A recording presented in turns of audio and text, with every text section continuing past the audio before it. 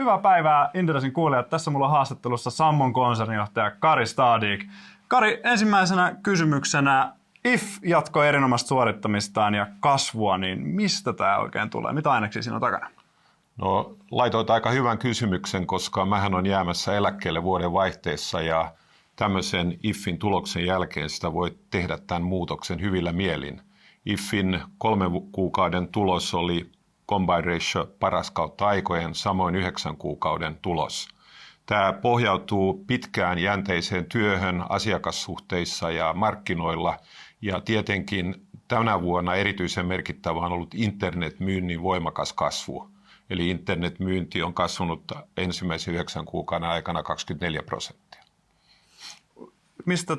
Mitä aineksia tämän, kun IFI kasvaa kuitenkin niin kuin vakuutusyhtiöksi kovaa vauhtia, niin mitä kaikkia reseptejä siellä on takana? IFin alkuvuoden kasvu paikallisissa valuutoissa oli 5% ja kolmannessa kvartterissa 6,9%. Se taitaa myös olla paras luku miesmuistiin, ehkä paras luku kautta aikojen. Kyllä sen takana on se, että asiakkaat eivät halua mitään monimutkaista asiointia vakuutusyhtiön kanssa, ja IFin internettarjonta sekä puhelinpalvelu on tehnyt asioinnista IFin kanssa todella yksinkertaista. Puhutaan vähän Mandatumista. Mandatumin operatiivinen tulos on kasvanut myös voimakkaasti viime vuosina, niin mitä tässä on takana? No, tässä on takana ehkä 2 merkittävää asiaa. Toinen on se, että Mandatumin omassa taseessa Mandatumilla on aina ollut aika korkea osakepaino, ja nyt tänä vuonna osakkeet ovat kehittyneet erittäin myönteisesti. Ja toinen on varainhoidossa, että Mandatumilla on ollut tarjottavana erittäin mielenkiintoisia alternatiivituotteita sijoittajille, meidän asiakkaille. Ja nimenomaan tänä vuonna, kun korot ovat olleet erittäin matalat, niin alternatiivituotteisiin on kohdistunut erittäin hyvä kysyntä. Onko nollakorot teille pelkkää negatiivista asiaa? Kun katsoo vakuutusyhtiöiden tuloksia, niin vakuutustekninen tulos erinomainen. Samaan aikaan heiluvat sijoitustuotot on laskenut pienempään rooliin. Niin miten sä näet tämän dynamiikan? No, kielteistä matalissa koroissa on tietenkin se, että vakuutusyhtiöillä on erittäin suuret korkosalkut. Ja nämä korkosalkut sitten jatkossa tuottavat vähemmän kuin ennen vanhaan. Hyvää matalassa korkokehityksessä on tietenkin se, että tämä on johtanut siihen, että keskitymme nimenomaan vakuutustoimintaan, ja vakuutustoiminnan tuotot heilahtelevat. Ne ovat vähemmän volatiilisia kuin sijoitustuotot, joten se on sinänsä hyvä. Sen lisäksi vakuutusyhtiöihin syntyy merkittäviä puskureita, koska diskonttokorot, osa vakuutusvastuista diskontataan korolla, ja kun korko on matala, niin sinne kerääntyy automaattisesti reservejä, jotka sitten purkautuvat, jos jonain päivänä korot taas nousevat.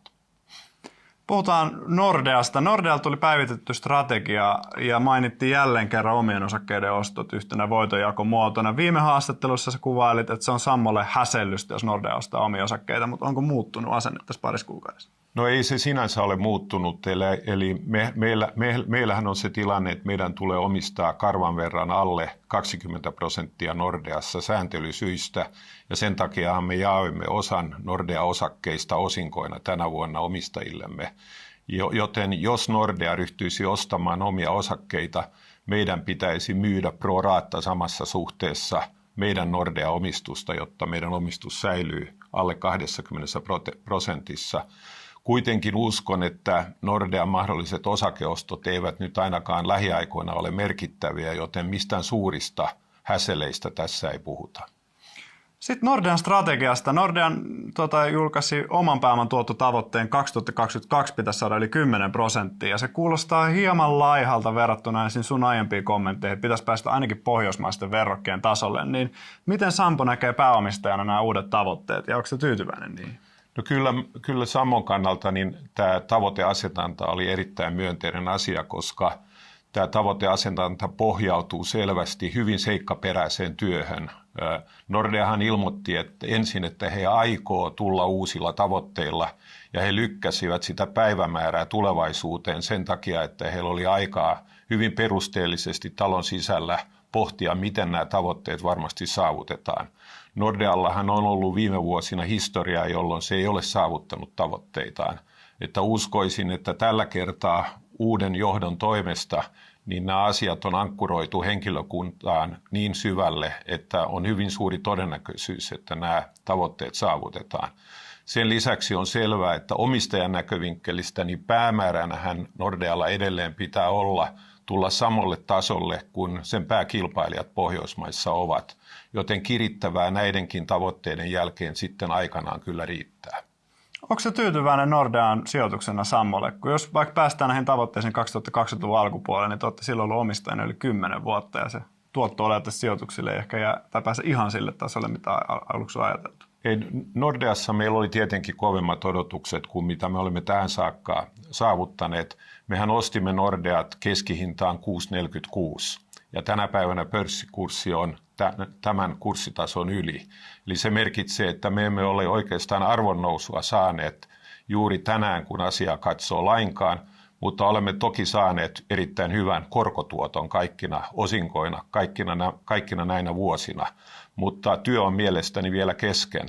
Nordean kurssihan on ollut tämän 10 vuoden aikana merkittävästi korkeammalla, joten sanoisin, että olemme tyytyväisiä sitten, kun se aikaisempi huipputaso on ylitetty. Sitten mennään teidän osinkoon. Vielä kesällä ja syksylläkin puhuit, että Sampo jatkaa osingon nostamisen uralla ja näin. Nyt kun Nordea leikkasi omaa osinkoa, te joudutte tekemään saman perässä, niin mikä muuttui näin lyhyessä ajassa? No tämä osinkojen nousuhan on ollut erityisesti asia, johon minä olen sitoutunut ja olen ollut mukana ehdottamassa hallitukselle nousevaa osinkoa 10 vuoden ajan ja olin vielä viime kerralla, kun tapasimme, niin sitä mieltä, että meillä on kaikki edellytykset jatkaa tällä ladulla, vaikka Nordean esimerkiksi osingot tilapäisesti putoaisivat, niin me voisimme bridgeata finanssikielellä tämmöisen sisäisen osingon laskun. Nyt kuitenkin Nordean uusi guidance, hehän guidaavat nyt, että osingonjakosuhde on 60–70%.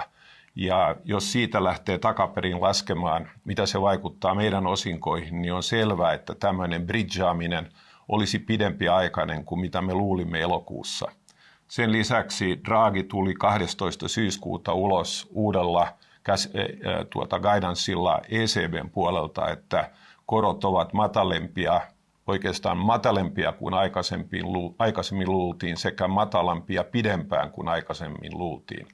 Tällaisessa tilanteessa on välttämätöntä, että yritysjohto reagoi nopeasti, koska jos on ollut jossain väärässä, niin kuin minä olen ollut esimerkiksi korkonäkemyksen osalta, niin silloin vaan pitää nopeasti ottaa lusikka kauniiseen käteen ja reagoida. Me olemme nyt reagoineet ja antaneet uuden osinkogaidauksen ja tietenkin se on suuri muutos, mutta sitten nykyisessä korkoympäristössä niin Sampohan on edelleen vahvasti osinkopaperi. Jos tämän päivän kurssiin vertaamme tätä gaidausta, niin se on noin +–6% osinkotuotto, joka verrattuna meidän verrokkeihin on edelleen erittäin hyvä taso. Että osinkopaperina säilytään, mutta ei samaa guidancea kuin aikaisemmin. Kiitos Kari haastattelusta. Kiitos itsellesi.